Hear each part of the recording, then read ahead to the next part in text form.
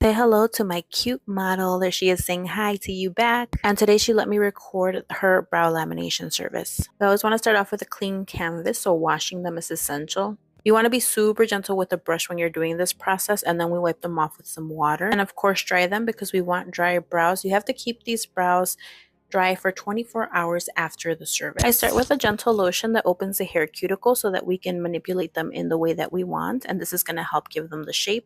Halfway through the service, I want to make sure that the lotion is distributing throughout all the hair follicles, so I like to manipulate them a little like this, and I keep it like this for about a minute or two before I straighten them out again. Overall time really depends on the thickness of the client's hair. I like to split my time in half, so if I do 8 minutes, I leave it on for 4 minutes. I like to check the brow hair and then leave it on for another 4 minutes. Now we are setting the brows. This lotion locks in the new hair direction, and this is what helps the eyebrows look fuller and lifted. So this is just the first part of the service. Next we're going to do some shaping. I like to map out the brows. I've been doing this for a few years now. Mapping out the brows helps give symmetry and natural width of the brows. And if you have uneven brows or trying to grow them out, it will give me exactly where we need to grow out the hair. I've been doing her eyebrows for 6 years, which is an honor for me. Thank you so much. So I pretty much know her brow shape, and although I don't do this each and every time because this is an unpopular opinion, but mapping does not work for every single client. Not everybody is trying to grow out their brows. And you can determine brow length with a 3-point process that I learned at Benefit Cosmetics. So once I'm done mapping with the white string, I like to go in with a mapping pen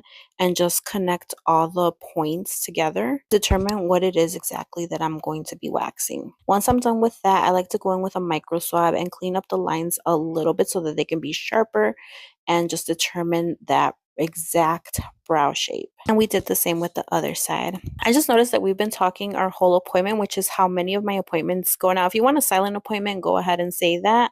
But understand that I am breaking up fights between my kids all day, so I love when we can talk and catch up. If you want a silent appointment, that's totally okay too.